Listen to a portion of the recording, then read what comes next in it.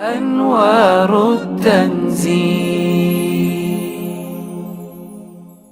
واستعينوا بالصبر والصلاة وإنها لكبيرة إلا على الخاشعين. Allah ta'ala ya umarce mu da mu nemi taimako a cikin dukkanin al'amuranmu, da yin haƙuri da addu'a. Me yasa za mu yi addu'a? Idan muka yi duba, za mu ga cewa addu'a ita ce mafita ga dukkan al'amura. Idan aka samu fari, muna sallar samun ruwa.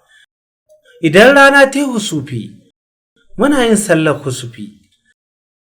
Idan muka samu damuwa, muna yin sallar istihara. Manzon Allah sallallahu Alaihi wasallama ya kasance idan yana cikin bukata sai ya yi sallah. Ita sallah ita ce mafita ga dukkanin matsaloli da samun nasara a rayuwa. Ku cika sallolinku, Allah zai kyautata rayuwarku. أنوار التنزيل.